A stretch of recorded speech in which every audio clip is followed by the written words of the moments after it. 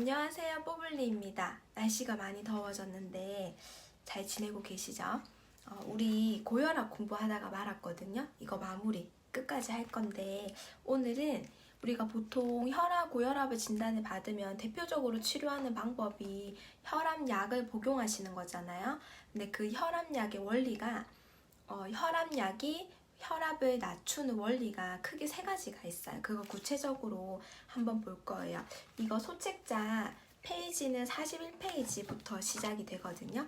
일단 첫 번째는 뭐냐면 대부분 고혈압이 일어나게 됐던 원인들에 대해서는 앞에서 공부를 했었는데 고혈압이 일어나게 된 원인이랑 전혀 상관없이 그냥 수치적인 혈압만 낮춰주는 어쩌면은 혈압약은 강압제이기도 하다라고 표현이 되어 있어요.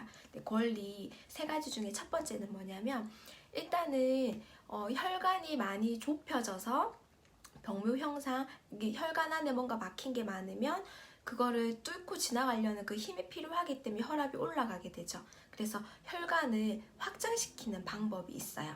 그리고 두 번째는 몸에 돌아다니는 가장 많은 수분이 혈액이죠. 근데 그 혈액의 양을 줄여서 어떻게 몸에서 배출시켜가지고 줄여서 혈압을 낮추는 방법. 그리고 세 번째는 심장이 너무 열심히 일을 하는 거였잖아요.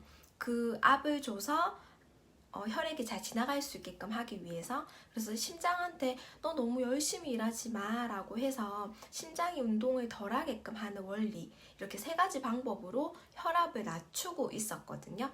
그걸 한번 자세히 볼 거예요. 일단은 혈관을 확장시키는 약 같은 경우에는 대표적으로 많이 사용하시는 게 뭐 칼슘 기량제 같은 거 많이 사용하시는데, 원리가 뭐냐면요, 우리 몸에 있는 모든 장기는 근육으로 되어 있어요. 혈관도 마찬가지예요. 이렇게 수축을 하기도 하고 이완을 하기도 하고요. 근데 모든 근육은 수축과 이완을 반복적으로 이렇게 하면서 유동적으로 사용을 해야 되는데, 수축할 때는 대표적으로 칼슘, 이완할 때는 대표적으로 마그네슘이라고 하는 영양소를 가장 많이 사용을 해요. 근데 혈관을 확장시키는 혈압약 중에 대부분의 원리가 뭐냐면 칼슘 기량제, 그러니까 쉬운 말로 칼슘이 흡수되는 걸 억제시킨다는 말이에요. 이렇게 음식에서 섭취하는 거, 보조제로 섭취하는 영양소 중에 칼슘이 흡수가 안 돼요. 그러면은 수축하지 않겠죠. 이완된 상태가 유지가 되는 거예요. 그래서 혈관이 확장시켜서 혈액이라든지 원활하게 움직일 수 있도록 하는 원리가 있는 거죠.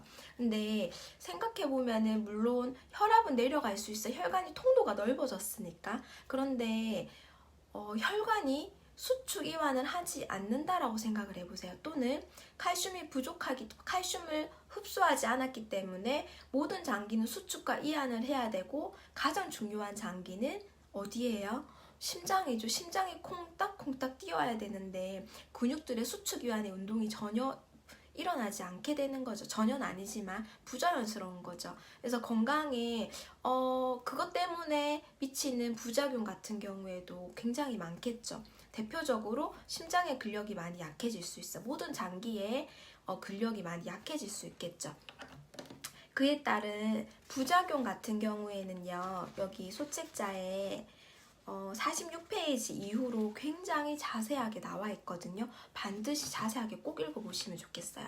그리고 두 번째 원리는 가장 처방이 먼저 되고 쉽게 되고 있는 혈압약이에요. 원리는 이뇨제인 거죠. 몸에 있는 수분을 모두 배출시키는 거예요. 신장에 이렇게 작용을 촉진시켜가지고 나트륨하고 몸에 있는 수분을 빠르게 배출시키는 거거든요. 그래서 아무래도 이 약을 드시게 되시면서 화장실을 자주 가게 되시겠죠. 그리고 금액도 조금 저렴한 편이고요. 근데 이것도 마찬가지예요. 몸에 필요한 수분을 혈압을 낮추기 위한다는 그 이유로 다 배출을 시킨다면 그것 때문에 일어나는 몸의 부작용 다 반드시 있을 수밖에 없는 거죠.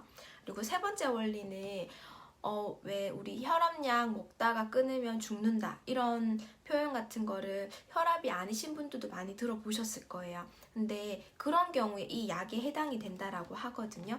아무래도 심장이 열심히 콩닥콩닥 뛰는 거를 네가 운동을 조금 덜 하면 되잖아 라고 해서 심장이 운동을 천천히 할 수 있게끔 하는 원리다 보니까는 대표적인 부작용이 아무래도 손끝, 발끝까지 심장의 근력 운동이 약해졌기 때문에 산소라든지 영양분의 전달이 조금 약하게 되겠죠. 그것 때문에 생길 수 있는 유사 그런 불편한 것들 다 생각하시면 되고요. 대표적인 거 수족냉증, 신경증, 정신기능 손상, 피로, 현기증, 우울증, 무기력증, 성욕감퇴, 발기부전. 그 외에도 무서운 부작용이 되게 많아요. 아까 말씀하신 제가 얘기 드렸던 46페이지 이후로 부작용 보시면 깜짝 놀라실 거예요. 꼭 읽어보시면 좋을 것 같아요. 지금까지는 이렇게 세 가지 원리로 혈압을 진단받으면 약을 처방받게 되고 이 세 가지 약 중에 한 가지를 드시고 계실 거예요. 고혈압이라고 하시면. 근데 참 재밌는 거는 원인하고 전혀 상관없이 수치상의 혈압만 낮췄기 때문에 고혈압이 진단받고 혈압약을 드시고 계시지만 고혈압이 치료되지 않고 약을 지속적으로 드시고 계시잖아요. 그래서 조금 더 관심을 가지고 약이 어떤 원리로 작용을 하고 있는지 반드시 아시면 좋을 것 같아요. 그리고 다음 영상에서는 우리가 고혈압을 진단 내리기까지는 어쨌든 6개월 정도까지 생활 습관을 고치고 고혈압을 진단 받으셔도 되거든요. 그래서 그 생활 습관들 어떻게 고치면 되는지도 한번 알아볼 거예요.